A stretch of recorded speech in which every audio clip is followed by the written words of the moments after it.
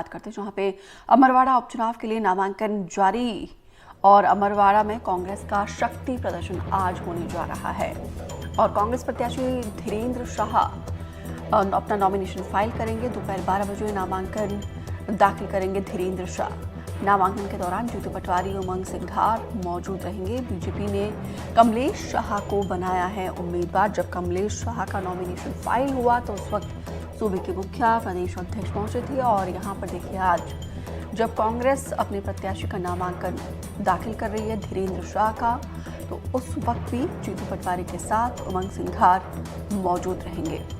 अमरवाड़ा का चुनाव बेहद दिलचस्प। अमृतांशी लगातार हमारे साथ बनी हुई है। अमृतांशी, कितने बजे नॉमिनेशन फाइल करेंगे कांग्रेस प्रत्याशी? बिल्कुल, देखिए आज कांग्रेस का शक्ति प्रदर्शन है एक तरीके से। कल कांग्रेस ने शाम को अपने जो प्रत्याशी धीरेन्द्र शाह नावती उनको घोषित किया है। महत्वपूर्ण इसलिए हो जाता है क्योंकि अमरवाड़ा सीट बेहद ही महत्वपूर्ण कांग्रेस के लिए है। आज जीतू पटवारी, नेता प्रतिपक्ष उमंग सिंघार और इसके अलावा कांग्रेस के जो तमाम वरिष्ठ नेता हैं वो आज नामांकन में पहुंचेंगे। आज नामांकन कांग्रेस के प्रत्याशी करते हुए नजर आएंगे। 10 जुलाई को ये चुनाव है क्योंकि जो सभी विधानसभाएं हैं वो कांग्रेस के पास है और इकलौती विधानसभा जिस पर अभी उपचुनाव आयोजित होने हैं। बीजेपी चाहती है कि लोकसभा जीतने के बाद कहीं ना कहीं वो विधानसभाओं में भी एंट्री मारे। इसी कारण जो है वो लगातार जो है वो पार्टियों की ओर से कोशिश की जा रही है। हालांकि अब छिंदवाड़ा में मुकाबला है वो शाह वर्सेस शाह का हो गया है। कमलेश प्रताप शाह जो कि एक हम कह सकते हैं कि महाराज किस्म के परिवार से आते हैं, वो यहाँ पर खड़े हुए हैं। जिस एक तरीके से कह सकते परिवार से धीरेन्द्र शाह नावती आते हैं, उनका भी आदिवासी जो है वो लोगों में काफी प्रभाव है।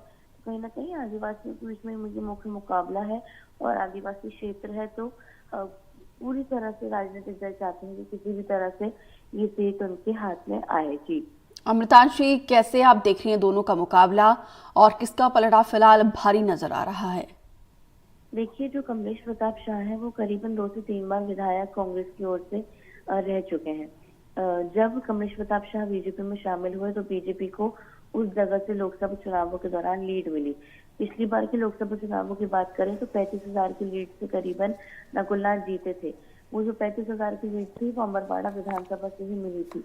वजह थी आदिवासियों का वोट जो कि कमलेश प्रताप शाह की वजह से नकुलनाथ को मिला था। लेकिन इस बार क्योंकि कमलेश प्रताप शाह लोकसभा चुनावों के पहले बीजेपी में शामिल हो गए तो बीजेपी को कहीं ना कहीं एक लीड मिली और बीजेपी के प्रत्याशी वहां जीत गए।